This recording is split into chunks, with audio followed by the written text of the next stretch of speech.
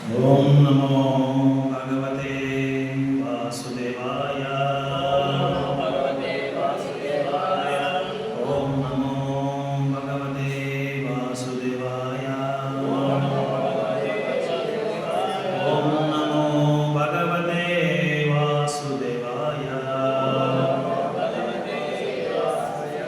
नारायणं नमस्कृत्यं नरं चैव नरोत्तमं देवीं सरस्वतीं व्यासं ततो जयमुदीरये। नष्टप्रायेषु अभद्रेषु नित्यं भागवत सेवया भगवते उत्तमश्लोके भक्तिर्भवति नैष्टिकी। मुखां करोति वाचालां पङ्गुं लङ्घयते गिरिं यत्कृपातं वन्दे श्रीगुरुं दीनकारिणं परमानन्दमाधवा श्रीचैतन्य ईश्वरं कृष्णाय वासुदेवाय देवकीनन्दनाय च नन्दगोपकुमाराय गोविन्दाय नमो नमः। नामचिन्तामणि कृष्णा चैतन्यरसविग्रह पूर्णशुद्धो नित्यमुक्तो अभिन्नत्वं नाम नामिने। हरे कृष्णा. மாலை பகவத்கீதா சுருக்கம் எல்லாரையும் வரவேற்கிறோம்.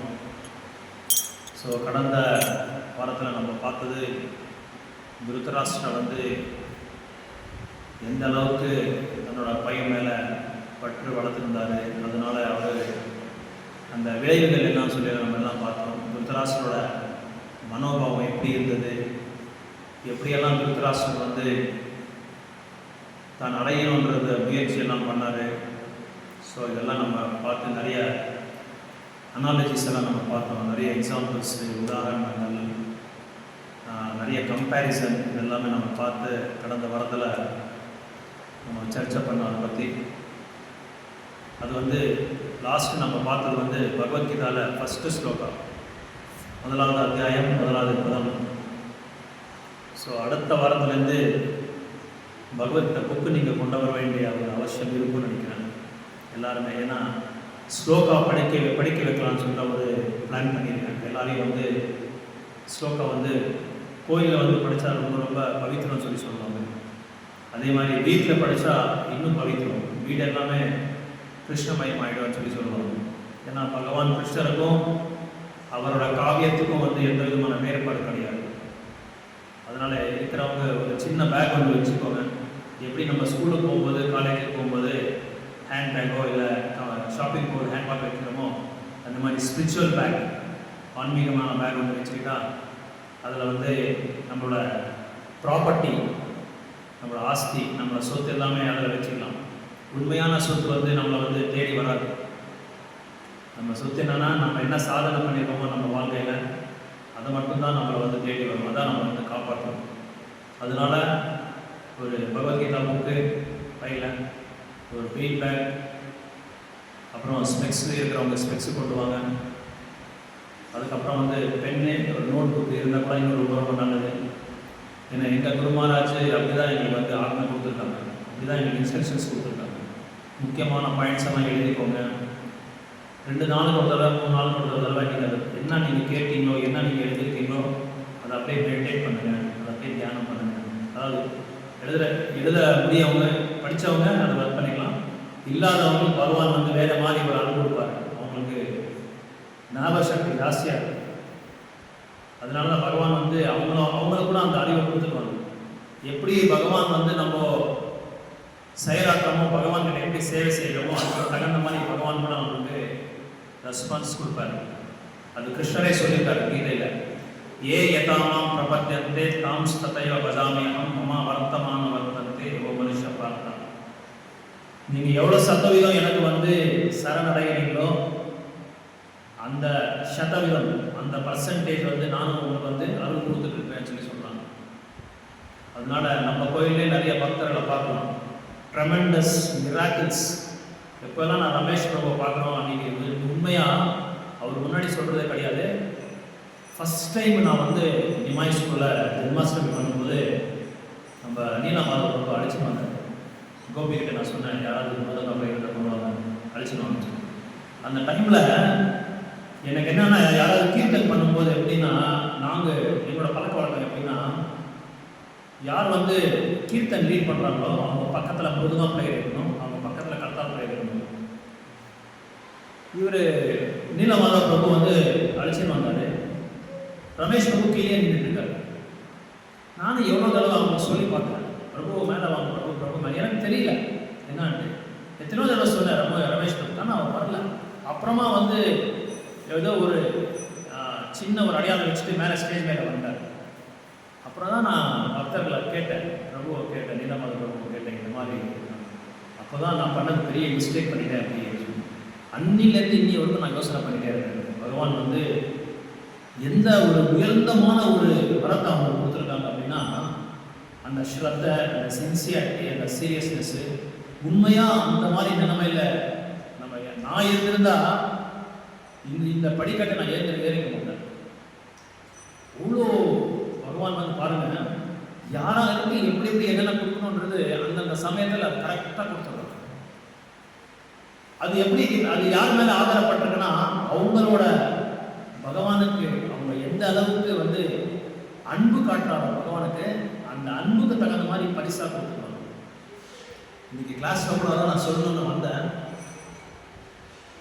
இங்கிலீஷில் சொல்லுவாங்க, a curse may transform into blessings அப்படின்னு சொல்கிறாங்க. ஒரு சாபம் வந்து பிளெஸ்ஸிங்ஸாக மாறிடும், ஆசீர்வாதமாக மாறிடும். அந்த மாதிரி நம்ம பிரபு வந்து பகவான், நம்ம எல்லாருமே சாபம் நினச்சிருக்கோம், ஆனால் பகவானோட ஆசீர்வாதம் தான். மேபி ரமேஷ் பிரபு வந்து இந்த மாதிரி நிலைமையில இருந்து இல்லாமல் இருந்திருந்தால் அவர் பெரிய பணக்காரர் ஆகிட்டு இருப்பார். அதாவது மல்டிபிள் இந்த மாதிரி ஆகிட்டு இருப்பார். அது தெரிஞ்சுக்கிட்டு பகவான் என்ன பண்ணாரு, நீ போகிற வழி தப்பான வழி, எங்கிட்டமான்னு சொல்லி அவர் அழைச்சிட்டு வந்தார். Maybe I am wrong or right, அதெல்லாம் எனக்கு அப்படி தான் அந்த ரியலைசேஷன் வருது. அதே மாதிரி எங்கள் ஃப்ரெண்ட் ஒருத்தர் இருக்கார், அவர் வந்திருக்கார். அவரும் இதே மாதிரி தான். அவருக்கும் இந்த மாதிரி ப்ராப்ளம் இருக்கிறதுனால அவங்க தேடி வந்திருக்காரு, கோயிலுக்கு வந்திருக்காங்க. பகவான் வந்து யாராருக்கு எப்படியெல்லாம் பண்ணுறாங்கன்றது நம்மளால் அது சிந்திக்கவே முடியல. ரொம்ப ஆழமான ஒரு கருத்தெல்லாம் வச்சிருக்காரு, ரொம்ப ஆழமான ஒரு பிளான், திட்டம் எல்லாம் வச்சிருக்காரு பகவான். பாருங்க, ஒருத்தர் மலேசியாவில் இந்த டிரான்ஸ்ஃபார்மர்ஸ் எரெக்ட் பண்ணும்போது, இன்ஸ்டால் பண்ணும்போது, அவரோட வேலை என்ன, சூப்பர்வைசர் வேலை. எப்படி எரெக்ட் பண்ணுறாங்க என்னன்னு வெளியே தான் வேலை, ஃபீல்ட் ஒர்க் ஜாஸ்தி. அவரை என்ன பண்ணார் அப்படின்னா, இந்த மாதிரி வெளியே போயிட்டு இருக்கும்போது, அவர் வண்டியில் ஏதோ போயிட்டு இருக்கும்போது அக்கஸ்மாத்தா ஆக்சிடென்ட் ஆகிடுச்சு. இது உண்மையாக நடந்தது மலேசியாவில். ஆக்சிடென்ட் ஆகி என்ன ஆச்சுன்னா, கால் வந்து சர்ஜரி பண்ணுற அளவுக்கு ரொம்ப சீரியஸ் ஆகிடுச்சு. ஹாஸ்பிட்டலில் அட்மிட் பண்ணாங்க, சர்ஜரி பண்ணாங்க, ஃபிசியோதெரப்பி எடுத்துகிட்டு இருக்காங்க. பக்கத்துலேயே நம்ம கோயில், ஹாஸ்பிட்டல் பக்கத்தில் கோயில். இவர் ஒரு நொடியும் பகவானை பற்றி இப்படி என்ன பண்ணிட்டாரு பகவான், கிருஷ்ணனை இப்படி பண்ணிட்டாரு, இந்த மாதிரி பண்ணியிருக்க கூடாது. கிருஷ்ணன் தெரியல, அவருக்கு என்ன எதுவுமே தெரியல. பகவான் இப்படி பண்ணிட்டாரு, சுவாமி கடவுள் இந்த மாதிரி ஒரு துன்பத்துக்கு ஆளாக்கிட்டாரு என்ன அப்படின்னு சொல்லி ரொம்ப வருத்தப்பட்டு இருந்தாராம். ஒரு நாளும் ஒரு 15 நாளும் 20 நாளும் ஹாஸ்பிட்டலில் இருந்தாராம். அத்தனை நாளும் அவர் வந்து குணமாகதை பற்றி பார்க்கல, பகவானை நிந்திக்கிறத பற்றியே அவர் வருத்தப்பட்டு இருந்தார். இந்த மாதிரி பண்ணிட்டாரு, இந்த மாதிரி பண்ணிட்டாரு. ஆனால் என்னன்னு தெரியல, அவருக்கு பக்கத்தில் ஜஸ்ட் இந்த வீடுக்கு மாதிரி ஒரு காம்பவுண்ட், அங்கேயே கோயில். ஒரு தடவை போயிருக்காரு, என்னென்ன பண்ணுறாங்கன்னு சொல்லி. ஏன்னா கீர்த்தனெலாம் கேட்டிருக்காங்க இல்லையா, அந்த கீர்த்தனை கேட்டு உள்ளே போயிருக்காரு. பார்த்தாரு, யாரோ ஒரு பகவத்கீதா கொடுத்தாரு. ஒரு அது கொடுத்துட்டு, இல்லை எனக்கு வேண்டாங்க, எனக்கு இந்த மாதிரி நிலைமை ஆனதை இந்த மாதிரி ஆயிடுச்சு, வேண்டாங்க சொல்லி அவர் வெறுப்பு வந்துருச்சு. நிறைய பேர் வந்து வாழ்க்கையில் ரொம்ப தாங்க முடியாத ஒரு வலி வந்துருச்சுன்னா, வலின்னா சாரீரகமாக இருக்கலாம், இமோஷனலாக இருக்கலாம், மானசீகமாக கூட இருக்கலாம். அந்த மாதிரி வலி வந்துச்சுன்னா பகவான் வந்து வெறுத்துருவாங்க. ஆனால் அது என்ன, எதுக்காக அப்படி பண்ணுறாங்கன்னா, டியூ டு இக்னோரன்ஸ், அறியாமல் பண்ணுற வேலை. அறியாமல் என்ன பண்ணுறாங்க, பகவான் மேலே வெறுப்பு வந்துடுது. அந்த சமயத்தில் சில பேர் பகவானோட அடங்கலம் எடுக்கிறவங்க இருக்காங்க, சில பேர் வெறுக்கிறவங்க இருப்பாங்க. அப்படி இவர் என்ன பண்ணாரு, வெறுத்தார். பகவானை வேண்டாம்னு சொல்லி வெறுத்துட்டார். அந்த சமயத்தில் ஒருத்தர் பகவத்கீதா கொடுத்து படிச்சிருக்காரு. பகவத்கீதை படிச்சுட்டு, அப்போ எனக்கு ஒன்றும் குருவில் தேவையில்லை, யாரும் எனக்கு தேவையில்லை, நான் பகவத்கீதை படிச்சுட்டு நான் பகவான் கிட்ட போயிடலான்னு சொல்லி ஒரு யோசனை அப்போ தான் ஸ்டார்ட் ஆகிடும். அப்போ ஸ்டார்ட் ஆன பிறகு படித்தாரு. அதுக்கப்புறம் எங்கள் குரு மகாராஜ் வந்து மலேசியாவுக்கு போனார். ஒரு 2 வாரம் கழிச்சு இவர் வந்து 83 போனார். 83 அடுத்த ஒரு மாதம் தான் குரு மகாராஜ் வந்திருக்காரு. ஃபுல்லாக கூட்டம், கோயிலெல்லாம் கூட்டம். இவர் ஏதோ ஹாஸ்பிட்டலுக்கு ட்ரீட்மெண்ட்காக செக்அப்காக வந்திருக்காரு. பார்த்தா என்னோட இவர் கூட்டமாக இருக்க சொல்லி இவரு போய் பார்த்துருக்காரு. அப்போ முதல் தடவை அவரை பார்த்தது அவ்வளோதான். குரு மகாராஜ் போய் பார்த்தார். பார்த்த உடனே இவரை கேட்டாராம், எத்தனை ரவுண்ட் சேண்ட் பண்ணுறாங்க அப்படின்னா. அப்போ இவர் ஜபமாலை இல்லை, ஒன்றும் இல்லை, சேண்டிங் ஒன்றும் இல்லை. இப்படி பார்த்த உடனே யூ மஸ்ட் சேண்ட் அப்படின்னு சொல்லுவாங்க, நீங்கள் வந்து ஜபம் பண்ணணும். அப்போ அன்னைக்கு அவருக்கு அப்போது இவர் உள்ள ஏதோ சிந்தனை இருந்திருக்கு, குரு தேவையில்லை, நாமளே படிச்சுக்கலாம், ஏன்னா எனக்கு எல்லாம் புரிஞ்சிருச்சு பகவத்கீதா. ஏதோ அவருக்கு மனசுக்கு அவரோட கருத்துக்களை வச்சு சொல்லியிருக்காரு. ஆனால் ஒரு கேள்வியும் இருக்கு, இதுக்கெல்லாம் குரு தேவையா, குரு தேவையில்லையா, நம்மளே போயிடலாம் பகவான் கிட்ட அப்படின்னு சொல்லி கேட்கும்போது உடனே பரமாத்மா எப்படி கரெக்ட் பண்ணியிருக்காருன்னா, அடுத்த வாரமே குரு மகாராஜ் பார்த்துருக்காங்க. குரு மகாராஜ் பார்த்த உடனே அவர் சொல்லியிருக்காரு, இந்த மாதிரி நீ வந்து ஜபம் பண்ணணும், பகவத்கீதை மட்டும் படிக்கிறதில்ல, ஜபம் வந்து ரொம்ப இம்பார்ட்டண்ட்டு அப்படின்னு சொல்லியிருக்காங்க. உடனே அவருக்கு ஆன்சர் அந்த ரியலைசேஷன் வந்துருச்சு. என்ன ரியலைசேஷன் வந்துச்சுன்னா, எனக்கு ஒரு ஆள் தேவை, என்ன ஆன்மீக வழியில் வந்து வழிகாட்டுறதுக்காக ஒரு ஆள் தேவை. இல்லை நான் ஒருத்தனால இது வாழ முடியாது, நான் ஒருத்தனால இது வந்து பயிற்சி பண்ண முடியாதுன்றது அவங்களுக்கு புரிஞ்சிச்சு. நிறைய இந்த மாதிரி எக்ஸ்பீரியன்ஸ் பார்க்கலாம். ஒருத்தரோட நம்ம சும்மா பகவத்கீதா பார்த்துட்டு ராமாயணம் மகாபாரதம் பற்றி படிக்கிறத தவிர அது ஒரு பக்கம். இன்னொரு பக்கம் நம்ம வாழ்க்கையில் நம்ம பார்க்குற எக்ஸ்பீரியன்ஸ் ரொம்ப நம்மளை வந்து பார்க்கும். அது வந்து நம்ம ரியலைசேஷன்ஸ் கொடுக்கும், நிறைய ரியலைசேஷன்ஸ் கொடுக்கும். நம்ம வந்து ரிப்பெண்ட் ஆகும், இப்படியெல்லாம் ஆயிருக்கா அப்படின்னு சொல்லி. ஸோ இப்போது இப்படி திருதராஷ்டிரர் வந்து அவர் இங்கே பண்ண அவரோட இது என்னன்னா, ஒரே ஒரு கேள்வி தான் கேட்டார். என்ன கேள்வி கேட்டார்? ஃபர்ஸ்ட் ஸ்லோகா, தர்மக்ஷேத்ரே குருக்ஷேத்ரே சமவேத யுத்சவः மாமகः பாண்டவஸ்சைவ கிமக்கூர்வத சஞ்சயா. இந்த ஒரே ஒரு கேள்வி கேட்டதுனால சஞ்சய என்ன பண்ணாரு, அது எல்லாமே விளக்கத்தை கொடுத்தார். விளக்கத்தெல்லாம் கொடுத்துட்டு அந்த ஒரு கேள்விக்காக பகவத்கீதையை உபதேசம் பண்ணார் கிருஷ்ணர். அந்த ஒரே ஒரு கேள்வி 699 ஸ்லோகா சொல்லியிருக்காரு. அதில் வந்து எங்களை 4-5 கேரக்டர் தான் இருக்காங்க. திருதராஷ்டிரர் ஒருத்தர், சஞ்சயா, அர்ஜுனா, கிருஷ்ணா, இத்தனை பேர் தான், 4 பேர் இந்த பகவத்கீதை முடிச்சிட்டார். 45 நிமிஷத்தில் இந்த பகவத்கீதை சொல்லியிருக்காரு. இந்த போர் நடக்கிறதுக்கு காரணம் ஏதாவது தெரியுமா உங்களுக்கு? எதுக்காக இந்த போர் நடந்தது? அதுக்கு முக்கியமான காரணம் ஒரு நபர் இருக்கார். யார் அந்த நபர்? இந்த போர் குருட்சேத்திர போர் நடந்தது எல்லாருக்குமே தெரியும் தானே, மகாபாரத் எல்லாருமே கேள்விப்பட்டிருப்பீங்க, நம்ம தாத்தா பாட்டி எல்லாமே சொல்லியிருப்பாங்க நம்மளுக்கு. இந்த போர் ஆகிறதுக்கு காரணம் ஒருத்தர் இருக்காரு, Duryodhan. Very good, excellent. Shakuni, very good. வேற திரௌபதி, அது ஒரு காரணம். Very good, very nice. Main வந்து திருதராஷ்டிரர் தான். இப்போ நீங்கள் சொன்னது எல்லாமே கரெக்டு, 85% 90% எல்லாம் வந்துருச்சு மார்க். ஆனால் அதுக்கு காரணமே திருதராஷ்டிரர் தான். திருதராஷ்டிரோட இன்டென்ஷன் சரியில்லை, அவரோட உத்தேசங்கள் சரியில்லை. அவரோட உத்தேசங்கள் எல்லாமே என்ன ஆச்சு அப்படின்னா, அவர் சைலண்டாக உட்காந்துட்டார். சைலண்டாக உட்காந்து அவர் மனசில் என்ன இருக்குன்றதை வந்து என்ன பண்ணாரு, அவருக்கு அவங்களோட 100 குழந்தைகளுக்கும் வந்து விதைச்சிட்டார். அது வளர்ந்தே போயிடுச்சு. ஆனால் இவருக்கு இந்த 100 பசங்களுக்கு யாருக்கு அந்த மாதிரி ஒரு இன்டென்ஷன் கிடையாது, அந்த மாதிரி உத்தேசமே கிடையாது, அந்த மாதிரி விதையே இல்லை அவங்கக்கிட்ட. இவரா விதைச்சது தான். இவர் விதைச்சதுனால தான் பெரிய போரே ஆயிடுச்சு. போரே ஆயிருக்காது. காரணம் அதுதான். இப்படி தான் ஒரு குடும்பத்திலையும் ஒரு சமுதாயத்திலையும் ஒரு உலகத்திலையும் வந்து இப்படி தான் இந்த மாதிரி விதையை நட்டுறதுனால தான் இந்த மாதிரி போரெல்லாம் நடக்குது. யாரோ 2 பேருக்கோ இல்லை ஒருத்தருக்கோ இது வந்து ஒரு சின்ன பிரச்சனை வரதுனால அது பெரிய பிரச்சனையாக மாறிடும். அதனால இங்கே என்ன சொல்ல வராங்க அப்படின்னா, நம்ம இன்டென்ஷன்ஸ் வந்து ரொம்ப நேர்மையாக இருக்கணும் அப்படின்னு சொல்லி சொல்கிறாங்க. நம்மளோட உத்தேசம் வந்து ரொம்ப நேர்மையாக இருக்கணும். இப்போ நம்ம கோயிலுக்கு வரோம், எதுக்காக வரோம், என்ன இன்டென்ஷனுக்காக வரோம்? நம்ம ஏதோ கோயிலில் உட்காந்தா ஒரு 100 ரூபாவோ 200 ரூபா கொடுப்பாங்க, இல்லை மாதம் அவங்க கொடுப்பாங்க, அந்த மாதிரி உத்தேசத்தில் நம்ம யாருமே வரதில்லை. பகவான் மேலே அன்பு எப்படி நம்ம வந்து வளர்த்திக்கிறது, எப்படி அன்பு காமிக்கிறது பகவான் மேலே, கிருஷ்ண பிரேமையை அடையிறதுக்காக தான் நம்ம இங்கே வரோம். அதே பைசாவோ பணமாக இருந்தால் இன்னைக்கு லைனாக நம்ம இதில் இப்போ எலெக்ஷனுக்கு காலையில் ஓட்டு போட்டாங்களே அந்த மாதிரி லைனாக நின்றுட்டு இருப்பாங்க. அதுக்கு ஒரு நம்ம கவுண்டர் போட்டு உட்காரணும், ஒரு ஓட்டர் லிஸ்ட் மாதிரி கொடுத்துட்டு.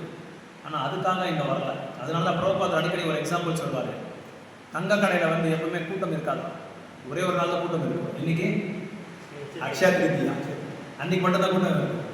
ஏன்னா அன்றைக்கி வந்து நிறைய டிஸ்கவுண்ட்ஸு கன்செஷன்ஸ் எல்லாம் இருக்கும். ஆனால் சந்தையில் போய் பாருங்கள், பயங்கரமான கூட்டம் இருக்கும், எல்லா மக்களும் அங்கே சேருவாங்க. ஏன்னா சந்தையில் இருக்கிற பொருள் எல்லாமே சீப்பான வெரைட்டி, கிலோ 40, 50 இல்லை மேக்ஸிமம் 200 ருபீஸ் அவ்வளோதான். ஆனால் தங்கம் கிராம் 14,000 ரூபாய் இன்னைக்கு ரேட்டில். எங்கே கூட்டமாக இருக்கும், எங்கே விலை கம்மியாக இருக்கோ அங்கே போவாங்க. ஆனால் தூய்மையான பக்தி இருக்கு பாருங்க, அது பயங்கரமான காஸ்ட்லி. அது வந்து விலையே வைக்க முடியாது, ப்ரைஸ் டேக்கை போட முடியாது. அது அந்த அளவுக்கு உயர்ந்தமான ஒரு பொருள் இது. இந்த பொருளில் வந்து கூட்டம் இருக்காது. ஏன்னா இது வந்து ரொம்ப காஸ்ட்லி. பணத்தில் காஸ்ட்லி இல்லை, அன்புல காஸ்ட்லி. அந்த அன்பு அடையணும்னா நம்ம நிறைய சாதனை செய்யணும், நிறைய சத்சங்கம் செய்யணும், நிறைய புரிஞ்சிக்கணும். புரிஞ்சிக்கிற பொருள்கள் நிறைய இருக்குது. சும்மா ஏதோ வந்தமா போனோமான்னு சொன்னால் எதுவுமே புரியறதில்லை. ஸோ இங்கே என்ன சொல்கிறாங்க அப்படின்னா, அந்த திருத்தராஷ்டிரோட அந்த மைண்ட் செட் வந்து எப்படி இருக்கு அப்படின்னா, எப்படியாவது என்னோட குழந்தைகள் வந்து அரசராகிடணும், எனக்கு அந்த வாய்ப்பு கிடைக்கல, அதனால அவங்களுக்காக இந்த வாய்ப்பு கிடைக்கட்டும் அப்படின்னு சொல்லி, போர் வந்தாலும் பரவாயில்ல, எனக்கு என்ன ஆனாலும் பரவாயில்ல, ஆனால் அவங்க வாழக்கூடாது, நாங்கள் வந்து வாழணும், நாங்கள் சந்தோஷமாக வாழணும், அவங்க எல்லாமே எனக்கு வந்து அடிமையாக இருக்கணும் அப்படின்ற ஒரு நோக்கம் தான், அப்படி ஒரு இன்டென்ஷன் தான். அந்த இன்டென்ஷன்ஸ் வந்து கரெக்டாக சரியாக இல்லாமல் இருந்தால் சமுதாயத்தில் நிறைய பிரச்சனைகள் வரும், அரசாங்கத்தில் நிறைய வந்து கன்ஃபியூஷன்ஸ் ஆகும், அதுக்கப்புறம் நிறைய ப்ராப்ளம்ஸ் எல்லாம் வரும். அது வந்ததுக்கு காரணமே இதே மாதிரி தான். அதே மாதிரி ப்ராப்ளம்ஸ் தான் இப்போ நடந்துட்டு இருக்கு. ஏன்னா அந்த இன்டென்ஷன்ஸ் சரியில்லை, அந்த உத்தேசம் சரியில்லை, அந்த கொள்கை சரியில்லை. ஒருத்தரும் ஒரு மைண்ட் செட்டை வச்சுட்டு வாழ்க்கை நடத்திருக்காங்க. அந்த வாழ்க்கையில் எல்லாமே இன்னொன்று, திருத்தராஷ்டிரர்கிட்ட லேக் லிஸ்ட் அப்படின்னு இருக்கு. லேக் லிஸ்ட் அப்படின்னா என்ன நம்ம கிட்ட இல்லையோ அதை வச்சு அவங்க என்ன பண்ணுறாங்க, மண்டையை குழப்பிக்கிட்டு இருக்காங்க. இப்போ நம்ம கூட வாழ்க்கையில் என்ன பண்ணுறோம், என் ஃப்ரெண்டு நேற்றுல நேற்று பிச்சைக்கார மாதிரி இருந்தான், ஒரு வேலைக்கு சாப்பிட்றது ஒர்க்கில் அவனுக்கு. இன்றைக்கி பார்த்தா 3 BHK 4 BHK வீடு வந்து ஒரு 10 வாங்கி வச்சுருக்கான், ஒரு பெரிய கமர்ஷியல் காம்ப்ளெக்ஸ் கட்டிருக்கான். நம்மக்கிட்ட எதுவுமே இல்லையே, ஒரே ஒரு வீடு கூட இல்லையே, வாடகை வீட்டில் நான் இருக்கேனே அப்படின்ற ஒரு எண்ணம். அதாவது நம்மக்கிட்ட இருக்கிறத வச்சு நம்ம வந்து சந்தோஷப்படுறதில்ல, இல்லாததை வச்சு நம்ம என்ன செய்கிறோம், மண்டையை குழம்பிக்கிறோம், வாழ்க்கையை வந்து வீணாக்கணும். சரியான ஒரு பாதையில் போகாமல் அவனை பற்றியே யோசனை பண்ணி என்னாச்சு, இருக்கிற வாடகை வீடியோ வந்து அது விட்டுட்டு வெளியே போயிடுறான், வெளியே போய் சொல்லுவேன். ஏன்னா சரியா வாடகை கட்டாமல் அவனோட தினசரி அன்றாட பொருட்களை வந்து சரியாக கொடுக்காம என்ன பண்ணுவான், அதுவும் காலி பண்ணி வெளியே போடான்னு சொல்லிடுவோம். அதனால் நம்ம வாழ்க்கையில் வந்து நம்ம ஒரு இன்டென்ஷன்ஸ் கரெக்டாக இருக்கணும், நம்மளோட கொள்கை, நம்மளோட உத்தேசங்கள் வந்து ரொம்ப சரியாக இருந்தால் தான். அது மட்டும் இல்லாமல் நம்ம பகவான் என்ன கொடுத்துருக்காங்களோ அதில் நம்ம சந்தோஷப்படணுமே தவிர மற்றவங்களோட செல்வத்தையோ மற்றவங்களோட அந்த புகழையோ வச்சு நம்ம வாழக்கூடாதுன்றதை எங்கள் திருத்தராஷ்டிரரை பார்த்து நம்ம கற்றுக்க வேண்டியது நிறைய இருக்குது.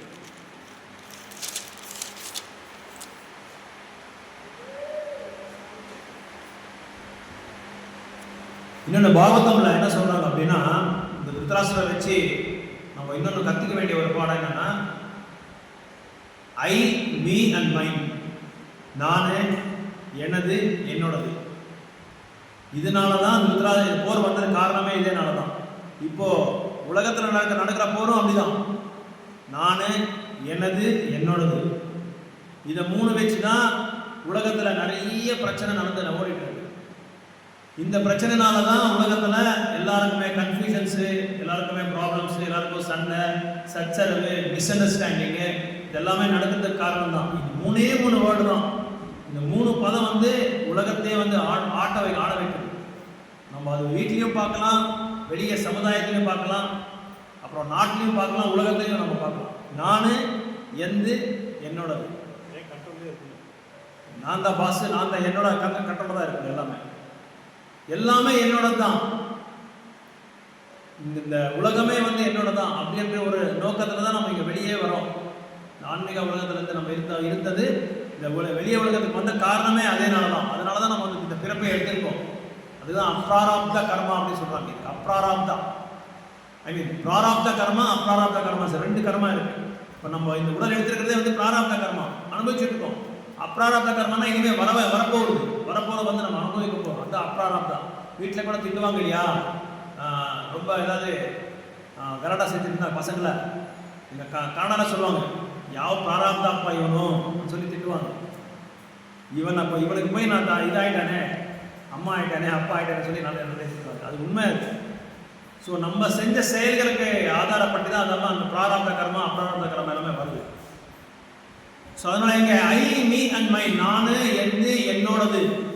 இதனால தான் நம்ம வந்து உலகத்தில் வந்து ரொம்ப கஷ்டப்பட்டிருக்கோம். அது வந்து திருதராஷ்டிரத்தோட அந்த கேரக்டரிஸ்டிக்ஸை நம்ம பார்க்கலாம். இவர் வந்து இப்பேற்பட்டவர் அப்படின்னு சொல்லி நம்ம வந்து ஈஸியாக வந்து அனலைஸ் பண்ணலாம். ஸோ அதனால் அப்போது எப்படி தான் நம்ம இருக்கணும்னு சொல்லி பகவத்கீதை நம்மளுக்கு சொல்லுது. நான், எது, என்னோடது வேண்டாம். அப்போ நம்ம எப்படி இருக்கணும், எந்த பாதையில் நம்ம போகணும்,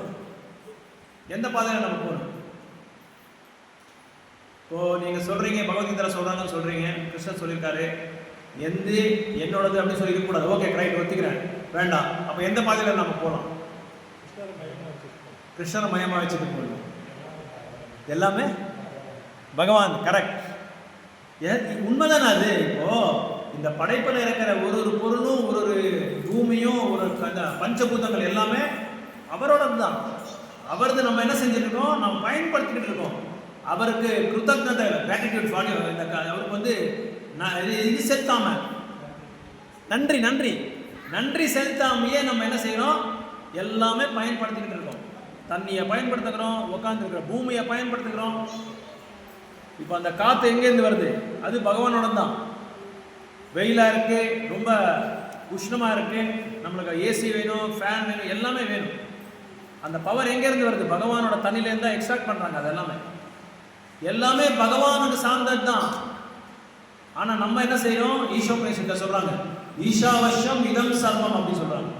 இந்த படைப்பில் இருக்கிறது எல்லாமே என்னோட தான், சர்வமும் என்னோட தான். உனக்கு என்ன நான் இதுக்கு எதுக்காக உனக்கு கொடுத்துருக்கேன்னா, நீ ஒரு வாடகைக்காரன், ஒரு என்ன சொல்றது, டெனன்ட் மாதிரி. நீ ஒரு வீட்டில் வாடகை இருக்கிற மாதிரி, நீ வாடகைக்காரன். நீ பயன்படுத்திக்கிட்டு மறுபடியும் என்ன பண்ண, உன்னோட கோட்டா அவ்வளோதான், மறுபடியும் அதை விட்டுட்டு போயிடும். நீ ஓனர் கிடையாது அதுக்கு. இப்போ ஒரு வாடகைக்காரன் வந்து ஏதோ ஒருத்தர் வரான், அவன் வீடு வாடகை கொடுக்குறோம். அவன் வாடகை கொடுத்துட்டு அவன் என்ன பண்ணுறான், எப்படியோ ஓனர் கொடுத்துட்டாரப்பா வீடு அப்படின்னு சொல்லி அதெல்லாம் நல்லா டெக்கரேஷன் பண்ணி ஒரு 5 லட்சம் 6 லட்சம் செலவு பண்ணி நல்லா இன்டீரியர் டெக்கரேஷன் அதெல்லாம் பண்ணிக்கிட்டு நல்ல மசாய்க்கெல்லாம் டைல்ஸ் எல்லாம் போட்டு வீடெல்லாம் நல்லா அலங்காரம் பண்ணிக்கிட்டு ஒரு 6 மாதம் 6 வருஷம் ஆன பிறகு ஓனர் வந்தால் நீ வெளியே போடாமல் அவன் என்ன சொல்லுவான், அதோட என்னங்க 6 லட்சம் 7 லட்சம் செலவழிச்சு இதெல்லாமே வீடெல்லாம் நான் வந்து அழகு பண்ணியிருக்கேன், என்னோடது வீடுன்னு சொல்லி சொல்ல முடியுமா? முடியாது. ஏன்னா அது அவனது கிடையாது. அதே மாதிரி தான் இப்போ நம்மளும் இருக்கும். பகவான் கொடுத்துருக்கிற இந்த பெரிய வரப்பிரசாதத்தை நம்ம சரியாக பயன்படுத்திக்காம, அவருக்காக பயன்படுத்திக்காம, நம்மளுக்காக நம்ம பயன்படுத்திட்டு என்ன செய்கிறோம், நான் தான் ஓனரு, நான் தான் பாஸு, நான் தான் வந்து முதலாளி, இது என்னோடது அப்படின்னு சொல்லி நம்ம வந்து கிளைம் பண்ணுறோம். அதான் கிருஷ்ணன் முன்னாடியே டிஸ்க்ளைமர் கொடுத்துட்டாரு. என்ன டிஸ்க்ளைமர் கொடுத்துருக்காரு, எல்லாமே படைப்பில் என்னோடது தான், யாரதும் கிடையாது அப்படின்னு சொல்லி அவர் டிஸ்க்ளைமர் கொடுத்துருக்காரு. ஸோ அதனால் இங்கே நம்ம ப்ராடாக திங்க் பண்ண வேண்டியதாக இருக்குது. எல்லாமே ப்ராடாக திங்க் பண்ணணும். திருதராஷ்டிரர் மாதிரி நம்ம இருக்கக்கூடாது. எப்படி இருக்கணும்னா ரொம்ப ப்ராடாக திங்கணும் அப்படின்னு சொல்கிறாங்க. அதனால் ஒரு நபரையும் வந்து அவரோட பகிரங்க கோலத்தில் நம்ம பார்க்கக்கூடாது. அவர் வெள்ளையாக இருக்காரா, நல்லா ஷூட்டு கூட்டு போட்டுக்கிட்டு கண்ணாடியெல்லாம் போட்டுக்கிட்டு ஜம்முன்னு இருக்காரா அப்படின்னு சொல்லி நம்ம பார்க்கக்கூடாது. ஒரு தடவை பாம்பேல அங்கே வந்து லோக்கல் ட்ரெயின்ஸ் எல்லாம் ரொம்ப பயங்கரமாக க்ரௌட் இருக்கும். உங்களுக்கு எல்லாம் தெரியும், கல்கட்டாவில், பாம்பேல, பெங்களூர் எல்லாமே பயங்கர லோக்கல் ட்ரெயின்ஸ் எல்லாம் ஃபுல்லாக பயங்கரமான கூட்டம் இருக்கும். அந்த கூட்டத்தில் நம்ம பக்தர் ஒருத்தர் போயிருக்காரு. சில பக்தர்கள் நம்ம பக்தர் என்ன பண்ணுவாங்க அப்படின்னா மரத்தை செருப்பு போட்டிக்குவாங்க. நீங்கள் பார்த்துருக்கீங்கன்னு எனக்கு தெரியாது, நம்ம கௌடிய மட்டம் கூட போடுவாங்க, சில பேர் போட்டிருக்காங்க, நீங்கள் பார்த்துருக்கீங்கன்னு எனக்கு தெரியாது. இந்த மரத்தில் செஞ்சிருக்கிற செருப்பு போடுவாங்க. இந்த மாதிரி இங்கே இருக்குது, குரு மகாராஜ் இருக்குது. அதை போட்டுக்கிட்டே நடப்பாங்க. அது பயங்கரமான வெயிட் இருக்கும். ஸோ அந்த மாதிரி ட்ரெயினில் கூட்டத்தில் போயிருக்காங்க, புஸ்தக விநியோகத்துக்காக ஏதோ போயிருக்காங்க, பிரச்சாரத்துக்காக போயிருக்காங்க. பயங்கரமான கூட்டம். ஒரு நபர் வந்து ஹீரோ மாதிரி இருக்காரு, நல்லா ஷூட்டு கூட்டெல்லாம் போட்டுக்கிட்டு, டையெல்லாம் போட்டுக்கிட்டு, கையில் ஒரு பெட்டியை தூக்கிட்டு ட்ரெயினில் என்ட்ரு ஆகிருக்காரு. இவருக்கு தெரியாமல் அவரை காலை மெரிச்சிட்டார்.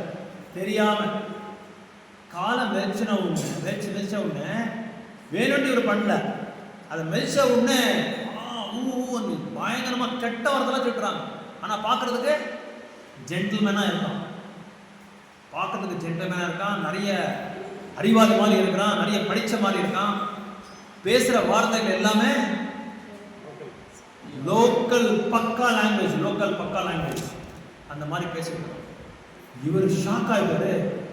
இவர் டிவோட்டி ஏன்னா பார்க்கறதுக்கு இப்படி இருக்காரு, ஆனால் பேசுறது எல்லாமே பார்த்தா இந்த மெட்ராஸில் ஸ்லம்ல பேசுறாங்க பாருங்க, அந்த மாதிரி பேசுகிறான். சரி பாஷை வாங்க அதுக்கு, அந்த மாதிரி பாஷை பேசுகிறான். அப்படி இவர் பார்த்த உடனே அவருக்கு அசந்துட்டார். ஒரு மனிதனை வந்து தன்னோட ஆடையை பார்த்தோ இல்லை அவரோட கலரை பார்த்தோ அவரோட ஸ்டைலை பார்த்தோ நம்ம வந்து இடம் போடக்கூடாது. அதில் இவர் எதுக்காக இது சொல்ல வரேன்னா, திருத்தராஷ்டிர கூட பார்க்கறதுக்கு ராஜா மாதிரி இருக்கார், அரசாங்கத்தில் உட்காந்து பார்க்கறதுக்கு ராஜா மாதிரி இருக்கார். ஆனால் அவரோட எண்ணங்கள்லாம் எப்படி இருக்கு? எண்ணங்கள் எல்லாமே ஒரு நல்ல உத்தேசமே கிடையாது. எப்படி யாரை ஒழிக்கலாம்னு தான் பார்க்குறாங்களே தவிர ஒரு நல்ல உத்தேசமே கிடையாது. அதனால நம்மளோட ப்ராட் மைண்ட், நம்ம மைண்டை வந்து எப்படி பார்க்கணும் அப்படின்னா பெரிய விஷயமா பார்க்கணும், பெரிய பார்வையாக நம்ம பார்க்கணும். பெரிய பார்வைனா ஜூம் பண்ணி பார்க்கறது இல்லை. இவங்கெல்லாம் யாருக்கு சம்பந்தம்? இவங்கெல்லாம் பகவானோட அம்சங்களாக பார்க்கணும், பகவானோட குழந்தைகளாக பார்க்கணும். ஒரு நபரையும் வந்து அவருக்கு என்ன குற்றம் இருக்கோ, என்ன அவர்கிட்ட வீக்னஸ் இருக்கோ அதெல்லாம் நம்ம பார்க்கக்கூடாது. எல்லாமே பகவானுக்கு சார்ந்தவங்க, பகவானுக்கு சம்பந்தப்பட்டவங்க, பகவானோட குழந்தைங்களே அப்படின்னு சொல்லி அந்த ஒரு பார்வையை நம்ம பார்க்குறமே தவிர ஷார்ட் சைட்டடாக பார்க்கக்கூடாது. ஷார்ட் சைடாக பார்க்குறது என்ன எப்படின்னா, உதாரணத்துக்கு அஸ்வத்தாமா உங்களுக்கு எல்லாருமே தெரியும், துரோணாச்சாரியோட பையன் என்ன பண்ணா, அஸ்வத்தாம துரியோதனன் வந்து அவருக்கு குரு. ஸோ அந்த கடைசி நேரத்தில் துரியோதனன் வந்து இந்த உடலை விடுற சமயத்தில் தன்னோட குருக்கு வந்து ஒரு சரியான பொக்கிஷத்தை கொடுக்கணும். துரியோதனுக்கு என்ன பொக்கிஷம் கொடுத்தா அவர் வந்து சந்தோஷமாவார்? பாண்டவர்களை சாவடிக்கு பதம் பண்ணும், அப்போ தான் அவர் வந்து சந்தோஷப்படுவார். அப்போ இவர் என்ன பண்ணார், நேராக அந்த படைக்கு போனார். பாண்டவரோட படையில் போயிட்டு திரௌபதியோட அந்த 5 குழந்தைங்களை வந்து படுத்திருக்காரு. அந்த 5 குழந்தைங்கள தலையை எடுத்துட்டு போய் துரியோதனன் சொல்றாரு. துரியோதனருக்கு நல்லா தெரியும் பீமன் எப்பேற்பட்டவன், அர்ஜுனன் எப்பேற்பட்டவன் சொல்லி நல்லா தெரியும். அப்போ இவர் சொல்றாரு, இந்த பாருங்க உங்களுக்கு நல்லா பரிசு கொண்டு வந்திருக்கேன் அப்படின்னு. ஏன்னா இவர் நல்ல பேர் வாங்கணும் அவர்கிட்ட. கடைசி நேரம் இல்லையா, அந்த கடைசி நேரத்தில் குருக்கு ஒரு நல்ல இது கொடுக்கலாம், ஒரு பரிசை கொடுக்கலாம், குரு தட்சணை கொடுக்கலாம்னு சொல்லி அந்த திட்டத்தில் போய் பார்த்தா அந்த தலையை தொட்டி பார்க்குறாரு. அந்த பீமனோட தலை கிடையாது, பீமனோட தலை உங்களுக்கு நல்லா தெரியும், அன்றைக்கே சொல்லியிருக்காரு அவருக்கு.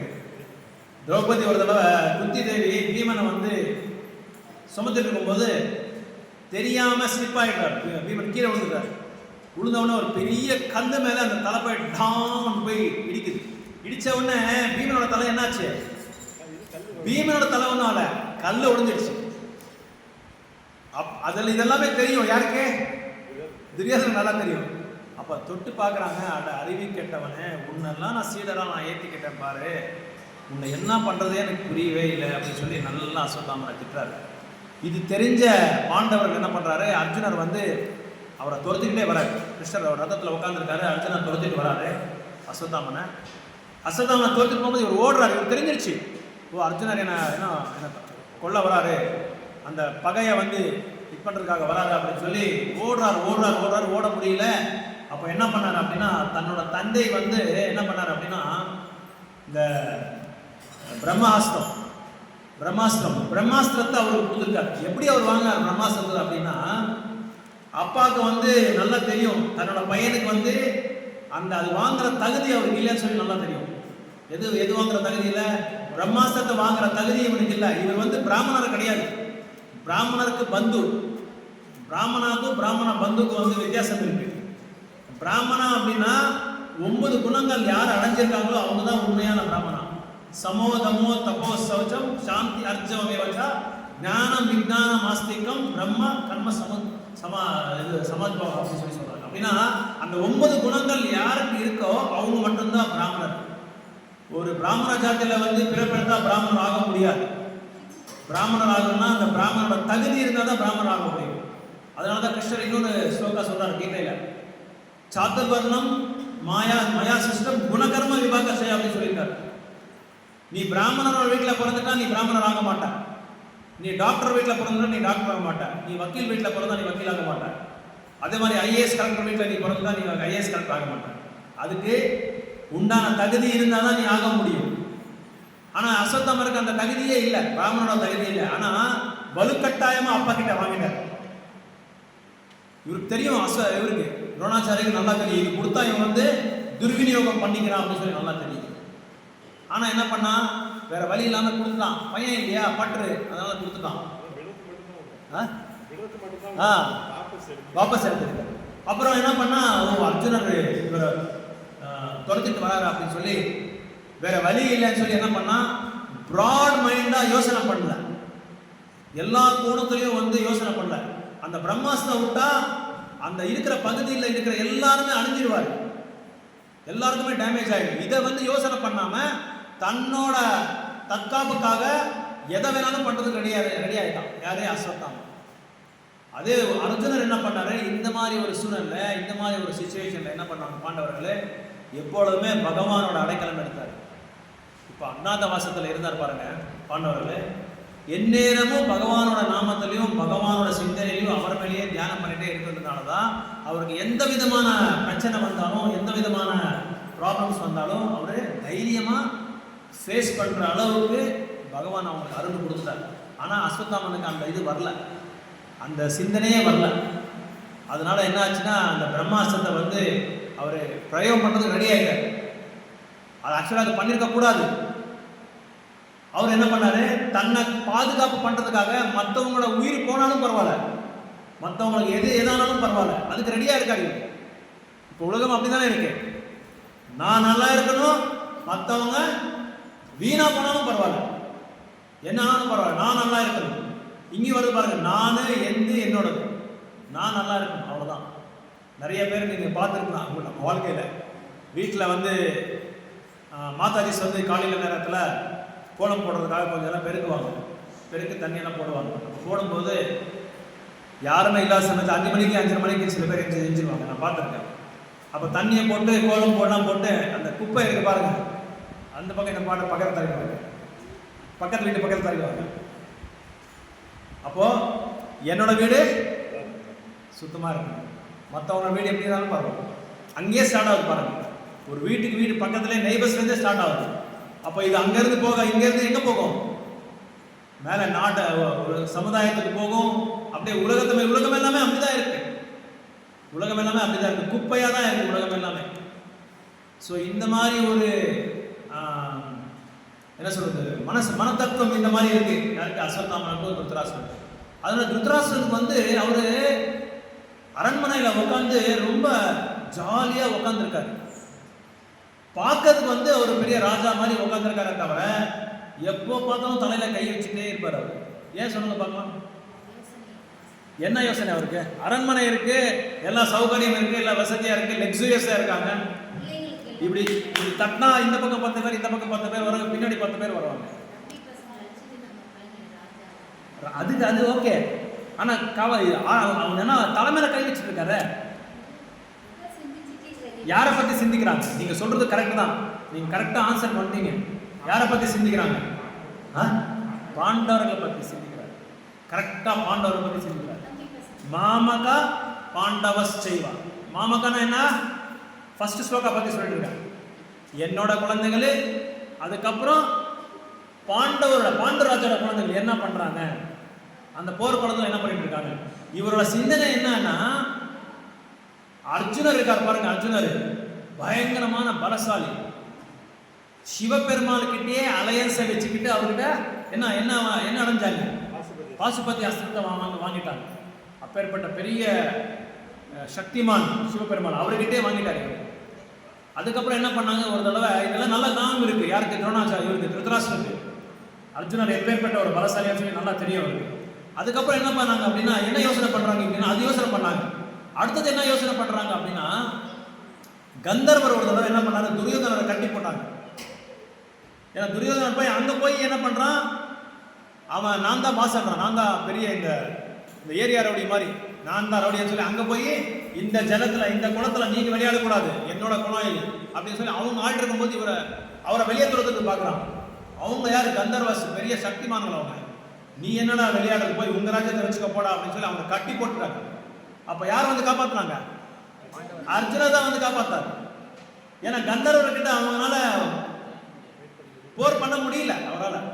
அதனால பின்னாடி துரியோதனை கட்டி போட்டு அந்த செய்தி போய் அர்ஜுனருக்கு போய் தர்மருக்கு போய் தர்மரை அமிச்சார்.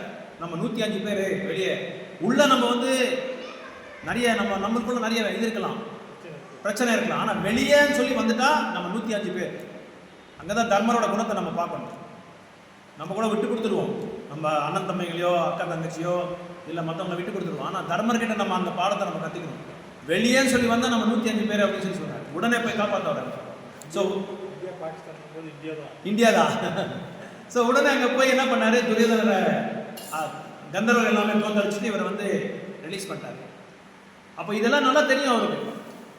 என்னன்ட்டு அர்ஜுனர் பெரிய மகாவீரன்றது தெரியும், ஒரு பெரிய மகாவீரன்றது நல்லா தெரியும். இது எல்லாமே யோசனை பண்றாரு, எல்லாமே கால்குலேட் பண்றாரு. அர்ஜுனா இவ்வளவு அப்பேற்பட்ட ஒரு பெரிய மகாவீரர். இப்படி இருக்கும்போது அதுக்கப்புறம் தர்மக்ஷேத்திரே குருக்ஷேத்திரே அப்படின்னு என்ன அர்த்தம்? அது வந்து யோசனை, அது வந்து அடிக்குது அவங்கள, சுத்தி எடுத்து அடிக்குது அவங்கள. தர்ம கஷேத்திரே அப்படின்னா தர்மம் இருக்கிற கஷேத்திரம் அது. இந்த தர்மம் இருக்கிற கஷேத்திரத்துல நம்ம ஆட்கள் கிட்ட தர்மம் இருக்கா? நம்ம குழந்தைங்கக்கிட்ட தர்மம்ன்றதே தெரியல, அந்த வாசனையே இல்லை அவங்களுக்கு. இப்படி இருக்கும்போது நம்ம குழந்தைங்களை வந்து இவங்களால ஜெயிக்க முடியுமா அன்றது ஒரு கவலை இருக்கு. இதெல்லாமே கவலை லிஸ்ட், கவலோட லிஸ்ட் இருக்கு. முதல்ல அர்ஜுனர் வந்து பாசுபதி அஸ்திரத்தை வந்து அடைஞ்சிட்டாங்க சிவபெருமான் கிட்ட. கந்தர்வரை தோக்க வச்சு துரியோதனரை விடுதலை பண்ணிட்டாரு. அதுக்கப்புறம் என்ன பண்ணாங்க, அந்த தாமோட அந்த மதிப்பு, அந்த பவித்திரம், அந்த கஷேத்திரமே வந்து பெரிய பெரிய ருஷிமனவர்கள் வந்து தியானம் பண்ண ஒரு இடம், தவம் பண்ண இடம் அது. அந்த இடத்துல போய் நம்ம அதர்ம சைடில் இருக்கிறோம். நம்ம இருக்கிற பகுதி அதர்மமோட பகுதி. நம்ம பண்ற செயல் எல்லாமே எப்படி இருக்கு? அதர்மமோட செயல் தான் நம்ம பண்ணிட்டு இருக்கோம். அந்த மாதிரி ஒரு இடத்துல போய் நம்ம போய் வின் பண்ண முடியுமா, தோக்கடிக்க முடியுமா பாண்டவர்களை? அது மட்டும் இல்லாம அங்க யார் இருக்காங்க பாண்டவர் கூட?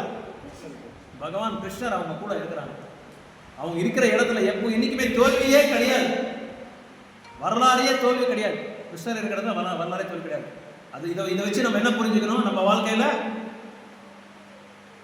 கிருஷ்ணன் நம்ம கூட இருந்தா நம்மளுக்கு எத்தனை பேர் இதை நம்புறீங்க? உண்மையா சொல்லணும், இதயத்து மேல கையை வச்சு எத்தனை பேர் நம்புறீங்க? எத்தனை பேர் உணர்வோட நம்புறீங்க? இதை எத்தனை பேர் நம்புறீங்க? எவ்வளவு பேர் விசுவாசம்? ரொம்ப கேட்குறாங்க, எத்தனை பேர் விசுவாசமா இருக்கிறீங்கன்னு சொல்லி கேட்குறாங்க. ஸோ பகவான் மேல விசுவாசம் இல்லைன்னா ரொம்ப கஷ்டம். அதனால பாண்டவருக்கு அந்த நம்பிக்கை இருந்து அந்த விசுவாசம் இருந்தது. ஆனால் பாண்டவருக்கு எப்படி தெரியுமா, நம்ம மாதிரி ஜாலியாக உட்காந்து ஏசி ரூமில் உட்காந்து 3 வேலைக்கு நல்லா சாப்பிட்டு தூங்கிட்டு நம்ம வேலைக்கு போகிற மாதிரி எல்லாம் கிடையாது பாண்டவர்கள். எந்நேரமும் ஒன்றுக்கு பின்னாடி கஷ்டத்தையே அனுபவிச்சுட்டாங்க. இந்த மாதிரி கஷ்டம் தான் நீங்கள் நம்புறீங்களா? கிருஷ்ணர் எங்க கூட இருக்கிறான்னு நம்புறீங்களா? என்ன கஷ்டம் வந்தாலும் கிருஷ்ணர் என் கூட இருக்கிறான்னு சொல்லி நீங்கள் நம்புறீங்களா? எத்தனை பேர் நம்புறீங்க? கையெடுக்க பார்க்கலாம்.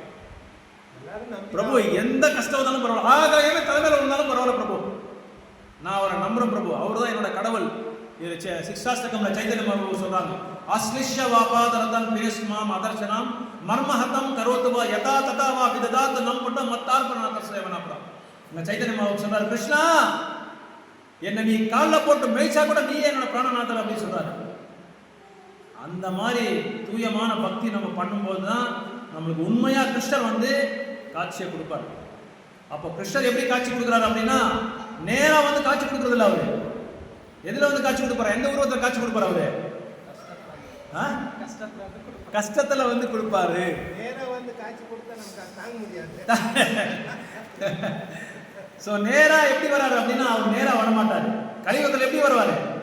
ஹரே கிருஷ்ணா ஹரே கிருஷ்ணா கிருஷ்ணா கிருஷ்ணா ஹரே ஹரே ஹரே ராம ஹரே ராம ராம ராம ஹரே ஹரே. சோ இந்த மாதிரி ஒரு உருவத்துல பகவான் வராரு கலியுகத்துல. ஏன் அந்த மாதிரி உருவத்துல அப்படி வராரு அப்படி கிருஷ்ணன் அப்படின்னா, வேற எந்த உருவம்